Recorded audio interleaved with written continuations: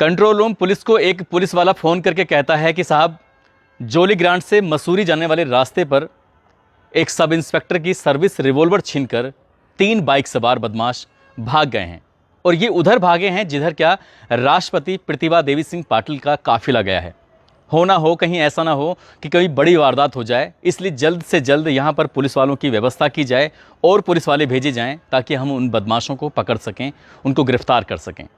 पहला फ़ोन पहुँचता है, फिर दूसरा फ़ोन पहुँचता है कि वो जंगल की तरफ भागे हैं, उन्होंने अपना रास्ता बदल दिया है। यानी कि पुलिस वालों को देखकर रास्ता बदल रहे हैं। तभी पुलिस की एक और टुकड़ी वहाँ पर पहुँच जाती है और उसके बाद फिर तीसरा फ़ोन किया जाता है कि साहब, अब चिंता करने की कोई बात नहीं है। जो 3 बदमाश थे उनमें से 2 तो भाग गए हैं, लेकिन जिस बदमाश के पास हथियार था उस बदमाश को हमने मार गिराया है। बस इतना था कि पूरे देश में एक तरह से वाहवाही शुरू होती है और उत्तराखंड की सरकार भी अपने पुलिस वालों की पीठ थपथपाने से पीछे नहीं हटती। साथ ही बड़े बड़े अधिकारी भी उन पुलिस वालों की पीठ थपथपाते हैं, क्योंकि उन्होंने एक बहुत बड़ी वारदात को अंजाम देने से रुकवा लिया है। दरअसल ये घटना कैसी थी, कैसी नहीं थी, ये अगले दिन के अखबार में जो आने वाले कुछ पन्ने थे उसको पलटने के बाद ही पता चलने वाला था। लेकिन इसके बाद जो कुछ वक्त गुजर जाता है, जब सच्चाई लोगों के सामने आ जाती है, तो लोग सुनकर हैरान थे, परेशान थे। शायद ही संभवतः देश का पहला ऐसा मामला है जिसमें इतनी बड़ी संख्या में पुलिस वालों को सजा सुनाई गई हो। आदाब, नमस्कार, सत श्री अकाल। मैं उस्मान सैफी। आज की जो सच्ची घटना मैं आपको सुनाने जा रहा हूँ, सच्ची घटना है उत्तराखंड की राजधानी देहरादून की। देहरादून से 4 जुलाई 2009 को अखबारों के पन्ने पट जाते हैं, भर जाते हैं और उसमें बड़े बड़े अक्षरों में छपता है कि राष्ट्रपति के काफिले पर शायद हमलावर हो सकते थे, उन बदमाशों में से एक बदमाश को मार गिराया गया है। और ये खबर न केवल उत्तराखंड में थी, बल्कि उत्तराखंड से आगे बढ़ते बढ़ते उत्तर प्रदेश, दिल्ली और कई राज्यों तक पहुंच जाती है। और लोगों ने बड़े चाव के साथ इस खबर को, इस घटना को जानने की कोशिश की कि आखिरकार ये मामला क्या है। तभी ये खबर पहुंचती है गाज़ियाबाद का एक इलाका है शालीमार गार्डन, और यहाँ के रहने वाले रविंदर सिंह के पास भी ये खबर पहुंचती है। जब वो अखबार के पन्ने पलट रहे थे तो एक फ़ोटोग्राफ्स उन्हें दिखाई देता है, और वो फ़ोटोग्राफ्स किसी और का नहीं था बल्कि उनके बेटे रणवीर सिंह का था। रणवीर सिंह का फ़ोटोग्राफ्स देखने के बाद घर में बस चीख पुकार मच जाती है। घर के सभी लोग परेशान हो जाते हैं, रोने लगते हैं, बिलबिलाने लगते हैं। उन्हें सिर्फ, बाकी सबके सब लोग खुश थे कि बदमाश मारा गया था। एक यही ऐसा घर था जो इस मौत पर, इस एनकाउंटर पर कहीं ना कहीं दुखी था, परेशान था। उसके बाद यहाँ से परिवार के लोग बड़ी संख्या में इकट्ठे होकर सीधा देहरादून पहुँच जाते हैं। और देहरादून में जाने के बाद सबसे पहले पूछते हैं पुलिस वालों से कि हमारा बेटा आखिरकार है कहाँ। तो पता चलता है कि उनका जो बेटा है वो पोस्टमार्टम हाउस में है और उसका पोस्टमार्टम होने की तैयारी है। 4 जुलाई की बात थी, 5 जुलाई गुजरता है, 6 जुलाई गुजरता है। इस तरह से किसी तरकीब से घर वालों को उनके बेटे की लाश मिल जाती है। और लाश मिलने के बाद घर वाले वापस आने की कोशिश कर रहे थे, लेकिन उन्हें बिल्कुल भी यकीन नहीं हो रहा था कि उनके बेटे को जिस तरह से मारा गया था वो बदमाश हो ही नहीं सकता, वो बदमाश है ही नहीं।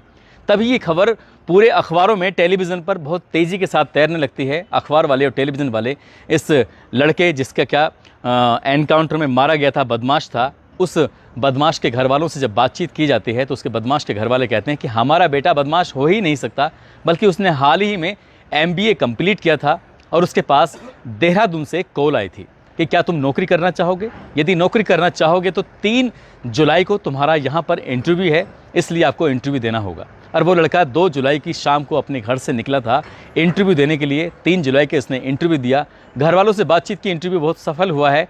4 तारीख को ज्वाइन करने की बात है, लेकिन अचानक ही 4 तारीख को ज्वाइन करता, वो घर पहुंचता है, वो बातचीत होती, उससे पहले ही अखबारों के माध्यम से पता चल जाता है कि उनके बेटे का एनकाउंटर कर दिया गया है, जबकि उनका बेटा बहुत बड़ा बदमाश होता है, ऐसा पुलिस वाले कह रहे थे। लेकिन घर वालों को बिल्कुल भी यकीन नहीं हो रहा था।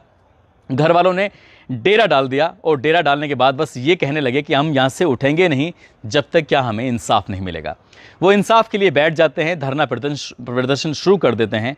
पुलिस वालों को ये बात बहुत ज़्यादा नागवार गुजरती है और उसके बाद पुलिस वाले उन पर लाठी चार्ज कर देते हैं और लाठी चार्ज करने पर कुछ बुरी तरह पीटते हैं। और ये बात मीडिया वाले भी देख रहे थे। एक दिन पहले जहां वाहवाही हो रही थी कि पुलिस वालों ने किसी बदमाश का एनकाउंटर कर दिया, उसके 2 साथी फरार हैं, उनकी गिरफ्तारी के लिए लगातार दबिश देने की कोशिश की जा रही है। उधर एक खबर और छपती है कि एक इसमें लड़का होता है, यानी छात्र होता है जिसकी अभी हाल ही में नौकरी लगी है, उसके घर वाले अपने बेटे के इंसाफ के लिए धरना प्रदर्शन कर रहे थे और पुलिस वालों ने उन्हें बहुत मारा है, पीटा है। तो ये 2 खबर एक साथ जब चलती हैं तो लोगों के मन में एक क्यूरियोसिटी थी, एक प्रश्न था कि आखिरकार सच्चाई क्या है, यही सब लोग जानना चाहते थे। धीरे धीरे करके ये बात माँ बाप, परिवार, रिश्तेदारों से शुरू होकर बड़ी संख्या में लोगों तक पहुंचती है और देहरादून में जगह जगह धरने प्रदर्शन शुरू हो जाते हैं। पुलिस की कार्यप्रणाली पर लगातार सवाल खड़े हो जाते हैं और धीरे धीरे जैसे वक्त आगे गुजरता है तब एक चौंकाने वाला ऐसी बात सामने आती है जिसको सुनने के बाद न केवल पुलिस वाले, घर वाले, गांव वाले या फिर कहें कि जितने भी आसपास के इलाके तक ये न्यूज़ पहुंची थी, सबके सब हैरान थे, परेशान थे। दरअसल 15 जुलाई को पोस्टमार्टम रिपोर्ट आती है और पोस्टमार्टम रिपोर्ट के बाद पता चलता है कि इस छात्र जिसका नाम है रणवीर सिंह, जो कि MBA का छात्र रहा था, उसको 1-2 नहीं लगभग 22 गोलियां लगी थीं और वो भी बहुत करीब से गोलियां मारी गई थीं। तभी घर वालों को थोड़ा शक होता है, लेकिन शक की गुंजाइश अभी यहाँ से शुरू नहीं होती, बल्कि शक की गुंजाइश यहाँ से और आगे बढ़ती है, क्योंकि उसके शरीर पर 28 चोटों के निशान थे। 28 जगह से उसकी हड्डियों में फ्रैक्चर था, उसको बहुत बुरी तरह से मारा गया था, पीटा गया था।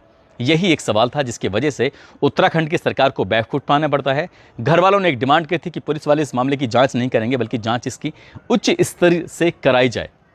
तब सरकार ने CBCID के माध्यम से इस मामले की जांच कराने के आदेश दे दिए। CBCID इस मामले की जांच कराने के लिए जब करने लगती है तो घर वालों को लगता है कि शायद यहाँ से संतुष्टि नहीं मिलेगी और इस मामले की जांच यहाँ से सही हो ही नहीं सकती। तब कहीं जाकर घर वालों के दबाव के चलते उत्तराखंड सरकार ने कहा कि इस मामले की जांच CBI से कराई जाएगी और CBI आती है और CBI इस मामले की जांच करने के लिए 21 जुलाई 2009 को अपने हाथ में इस केस के सारा हैंडओवर ले लेती है और जांच पड़ताल शुरू कर देती है।